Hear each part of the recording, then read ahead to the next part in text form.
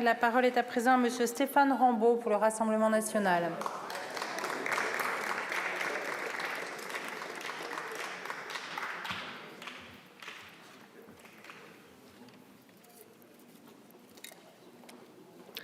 Madame la Présidente, Monsieur le ministre des Outre-mer, Monsieur le Président de la Commission des lois, chers collègues, nous examinons aujourd'hui une proposition de loi organique qui vise à reporter les élections des membres du Congrès et des assemblées de province de la Nouvelle-Calédonie au plus tard le 30 novembre 2025.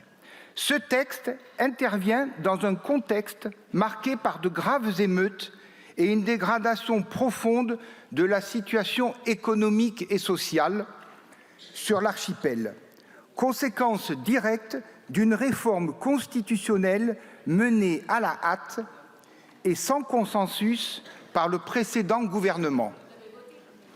La Nouvelle-Calédonie a traversé des périodes de blocage et d'incertitude exacerbées par les 3 référendums successifs sur la question de l'indépendance en 2018, en 2020 et 2021.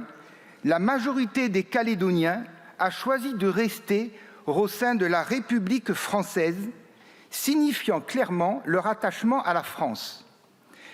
Mais au lieu de respecter cette volonté et de travailler avec les élus locaux pour construire un avenir commun, le gouvernement a préféré s'engager dans des décisions précipitées. Cette précipitation et cette absence de concertation ont provoqué une explosion de tensions. Des émeutes violentes, 13 vies fauchées, des milliers de familles touchées et une économie locale à genoux. L'état d'urgence a dû être déclaré le 16 mai 2024 pour rétablir un semblant de calme. À cela se sont ajoutées des ingérences de puissances étrangères cherchant à exploiter cette crise en réponse aux positions prises par la France et attiser un climat insurrectionnel. La situation actuelle, marquée par la méfiance et l'instabilité, est la conséquence directe de cette gestion arrogante et déconnectée des réalités locales. Le gouvernement s'est pris les pieds dans le tapis une fois de plus, croyant pouvoir imposer sa vision depuis Paris, sans tenir compte de la complexité de la situation sur le terrain. Cette crise n'est pas le fruit du hasard. Elle est la conséquence d'un entêtement à vouloir tout décider en haut lieu, sans écouter ceux qui, chaque jour, œuvrent pour la cohésion sur l'archipel. Ces décisions prises à l'emporte-pièce participent à la fragmentation de la République, affaiblissant davantage le lien de confiance entre l'État et ses territoires. Face à cette situation, la proposition de loi organique que nous examinons aujourd'hui propose de reporter les élections provinciales et du Congrès jusqu'au 30 novembre 2025. Ce report n'est pas un aveu de faiblesse, mais une nécessité pour garantir que ces élections puissent se tenir dans un climat apaisé et propice à l'expression démocratique.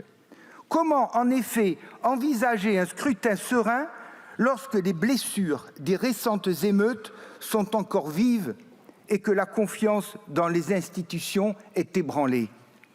Ce report doit être également l'occasion de renouer le dialogue, de reconstruire la confiance et de permettre aux différents acteurs politiques de la Nouvelle-Calédonie de se rassembler autour d'un projet commun. Comme l'a justement souligné Marine Le Pen, la solution à long terme pour la Nouvelle-Calédonie passe par un référendum dans 40 ans.